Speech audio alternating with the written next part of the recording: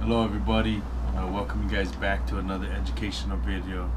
We're going to be continuing off looking into the book Cry of the Huna by Moke Kupihea.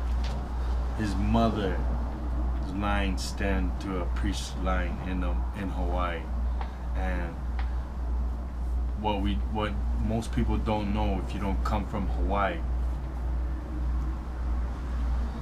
is that the families who had practiced these different arts and were masters of the different trades at the fall of Hawaii, these families held the practices in the family, and they kept the information and passed it down from generation to generation.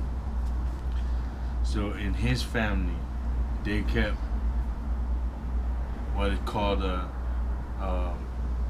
old religion, and what some later on began to be called the order of Kane, meaning the order of the Creator. Like, they only worship the Creator. So he's trying to, because in Hawaii it's so perverted. In the 1200s, we had a person, a chief from Tahiti, come down, and he had been perverted by the Greeks or the Hindu. And what happened was they had spread through the Pacific and had initiated teaching and transforming the archipelago to worship many gods and idols.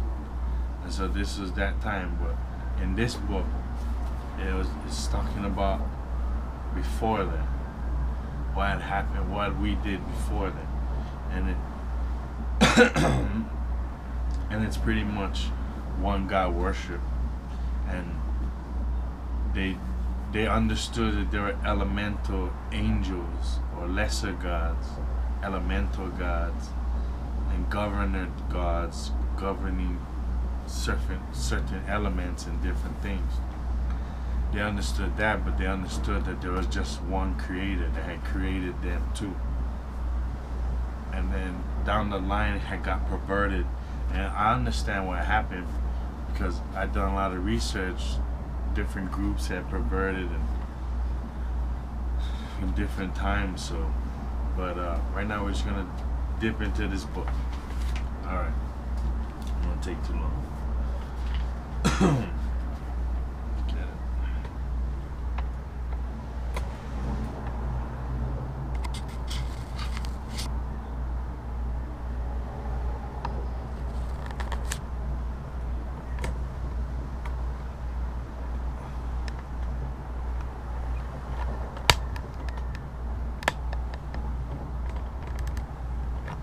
Okay, let's get it.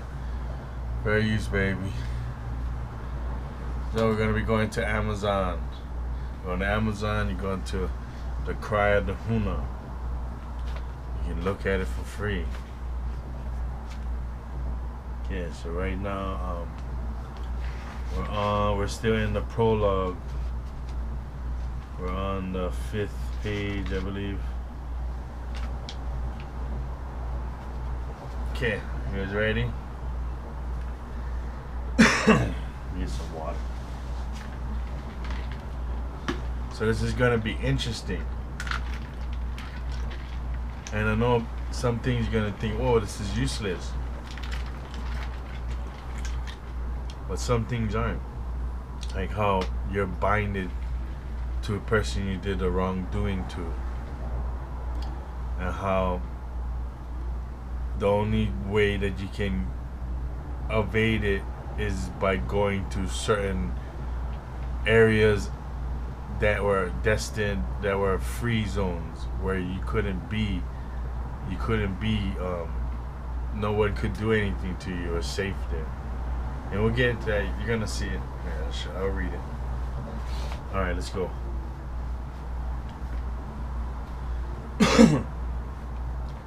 The people of old spoke of only one cure to the hala. The term they used to describe this cure, the term they used to describe this cure was kala, meaning to untie, unbind, and set free. Although kala was understood by the Westerner to mean to forgive, this is not entirely true. By kala, the people of old meant that the persons, people, or nation to whom the wrongdoer is indebted frees him of the debt. It isn't there anymore.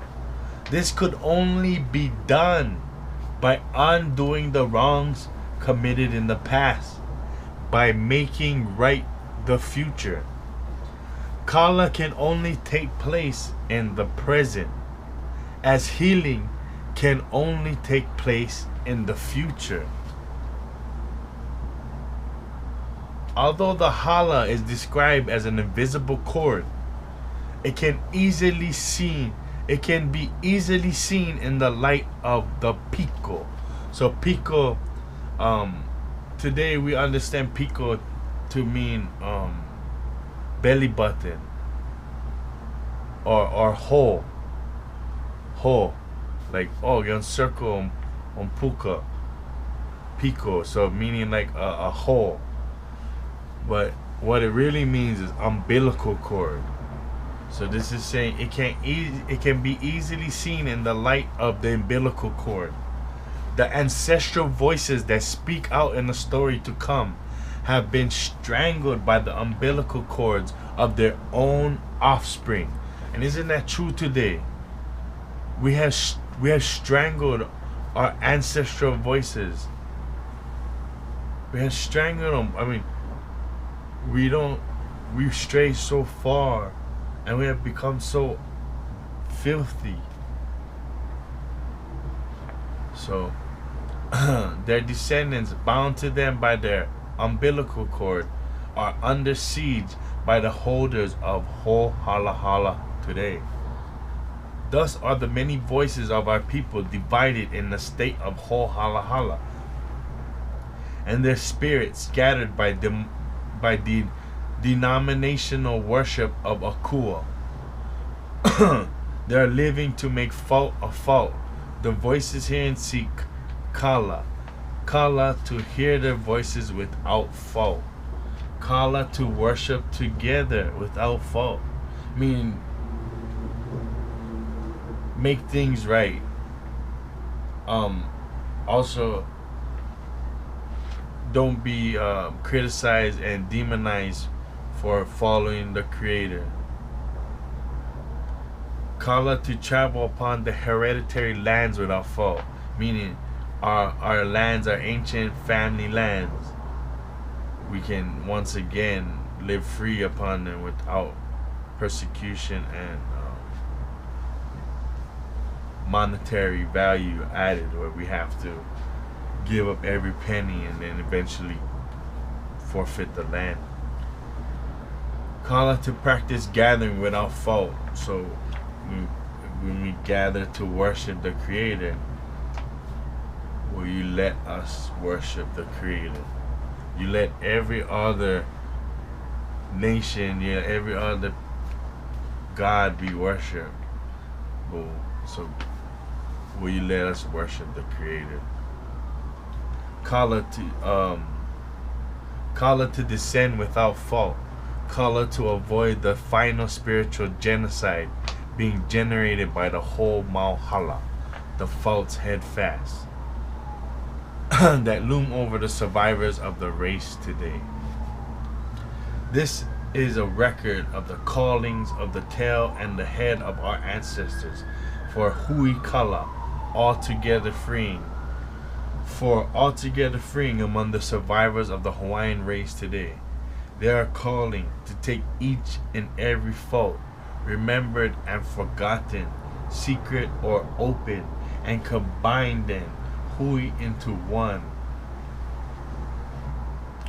They are They are calling to entirely do away with all faults, big and little, to reunite under one ancestral spirit, to spin back what was spun away, in order to rediscover the legitimacy of their nation, indivisibly from the inside. If this turns out to be the last recorded calling of such voices, then the ancestral murmurings that speak in accounts to come have only truly been heard by the last kahuna, a Hawaiian historian of the past, Mary Kavena Pukui, once wrote, I vava ia ke hale kanaka, I vava ia ka hale kanaka. So it's pronounced I vava ia ka hale kanaka. At one point it was with a T, so it would have been I vava ia ta hale tanata. So it all depends on what line you're coming from and what time period. So we'll get to that though. And what it meant was voices are heard around an inhabited house. Voices are heard around an inhabited house. And then the next saying is Navai e vava ka hale. Navai e vava ka hale kanaka ole. Navai e vava ka hale kanaka ole.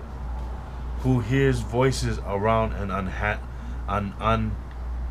uninhabited one? Who hears voices around